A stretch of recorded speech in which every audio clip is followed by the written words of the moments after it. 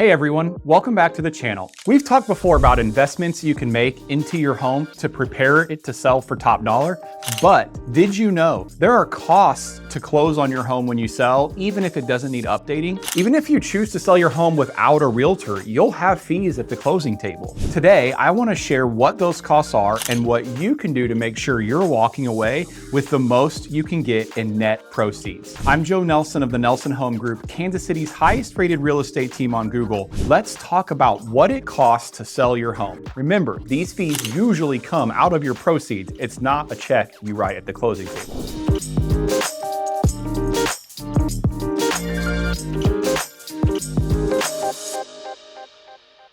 First up, let's talk about outstanding balances. If you still have a mortgage on your home, you'll need to pay that off at closing. Your primary mortgage lender is your first lien. This means they get first right to receive repayment at your closing. Don't worry, the title company will wire the money to them to take care of this. But before your proceeds can be applied to anything else, they'll go to pay off your remaining balance. If you have a secondary mortgage, it likely holds the second lien place and would claim payoff from the remaining proceeds. Make sure you're aware of what you owe when deciding on a listing price for your home. You can request a payoff balance from your lender, and your agent can help you get an estimated net proceeds sheet at different price points, so you'll have a ballpark idea of what you will actually walk away with if you go under contract at the suggested list price. Alongside your mortgage payment, you'll also pay off any outstanding tax or HOA fees. Taxes in particular are typically paid in arrears, meaning at the end of the year. So while your mortgage company usually handles paying these for you from your escrow account, you'll pay taxes for the year you sell your home directly from your proceeds. These will be calculated and prorated to cover the portion of the year you owned the home. Don't worry,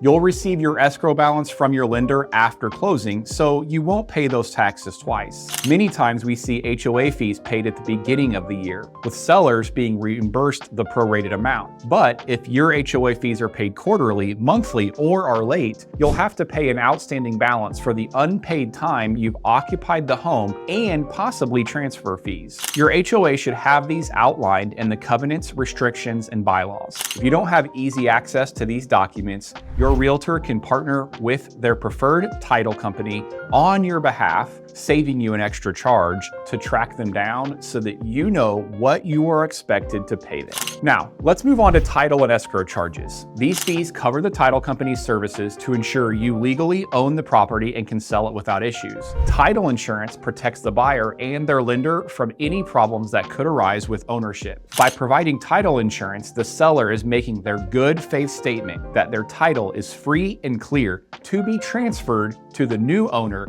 and protects the buyer from potentially costly legal fees should a cloud on the title unknown to the seller arise later. If there are any clouds on the title company should uncover them before closing and state them clearly on what is called the title commitment. This allows title to work with the seller to clear them up before closing so that a clear title can be transferred to the buyer. This can cost a few $100s or more depending on the property's value. Escrow fees, which are split between the buyer and seller, cover the third party holding on to the funds during the sale. This includes the settlement fee for the service of closing and recording the sale, any wire and handling fees for the funds, and the closing protection letter or CPL, which protects the buyer, lender, and seller if the closing agent with the title company fails to follow the lender's instructions or commits misconduct, such as mishandling funds or documents during the transaction. These fees are on the smaller side and generally only add up to a few $100s combined between all of them. All right, next we have commissions. This is usually the largest expense for sellers, as paying your agent not only includes their time and skill in negotiation, but also the work put into marketing the property, including oftentimes professional photos, video, and advertisement. You should know before signing a listing agreement what you'll be paying your agent and what they're going to do for you. This should be negotiated at the listing consultation, as well as what you may be willing to compensate a buyer's broker, if anything. You should also receive a ballpark estimate of what your closing costs would look like at the agreed upon list price, so the commission should never shock you. While you agree to your listing agent's commission when you sign on the dotted line in your listing agreement, you will ultimately agree on what, if anything, you pay the buyer's broker when negotiating the offer itself with the buyer. Don't decide too early that if you won't pay any of the buyer's broker's commission. Doing so could open you up to a much wider demographic of buyers who have plenty in financing but less in liquid funds. Look at the offer as a whole, a big picture, and make the choice based on what's best for your bottom line and net proceeds. A skilled listing agent can not only walk you through what the details of each offer means to you, but should also know how to negotiate the best terms in another area if choosing to help in on this one. Every market is different and there's no set of listing commission, so I can't give you a price range here, but you should know this number at the start of both your agreement and your contract and not be surprised by it on closing day. Now, a few things that sometimes come up during the course of closing that maybe are easier paid at the end of the transaction, namely things like home warranties and repairs. Sometimes buyers will ask for a home warranty as a part of the offer. This is a 1-year service contract that will oftentimes cover repairs or replacements for major systems and appliances. While the price of this depends on the level of coverage and the area, we typically see these ranging from around $400 to $600. This is definitely not a required expense. You could choose to honor the buyer's request to purchase one as a part of the contract, or you might choose to offer one up front,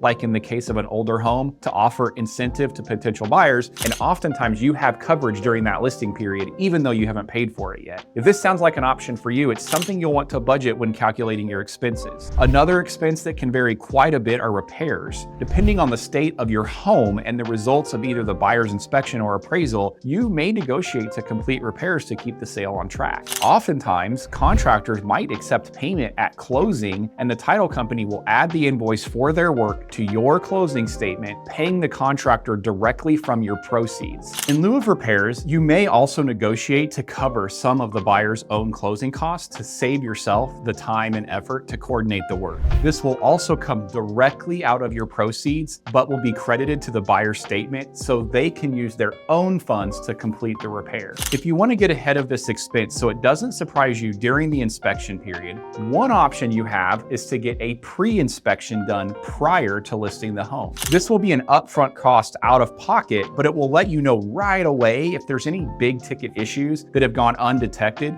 that you can address right away prior to selling. And the bonus is that oftentimes we see buyers are satisfied with the results of your pre-listing inspection and will waive their own, making the closing process both quicker and smoother. Another category sellers sometimes overlook is judgments, liens, and delinquencies that may have payoff priority. We talked earlier about how primary and secondary lenders have sequential rights to what they are owed. The same is true for any additional lien holders. Unpaid taxes are taken from your proceeds, and the contractor liens for work done must be settled before you can sell. If you've had any delinquencies, whether they're tax related or otherwise, you'll need to resolve them as part of the closing process. The title company will coordinate with both you and the collectors to do a payoff out of proceeds, so lean on your closing agent from title for help. Make sure to keep your listing agent updated, as they will also be working closely with title to make sure everything can be satisfied at closing and title can be cleared. So there you have it, a rundown of the most common expenses when selling your home in Kansas City. Some of these costs are predictable, but others can catch you by surprise. That's why it's so important to go into the selling process fully prepared. Here at the Nelson Home Group, we make it our mission to help you every step of the way, making sure you understand these costs up front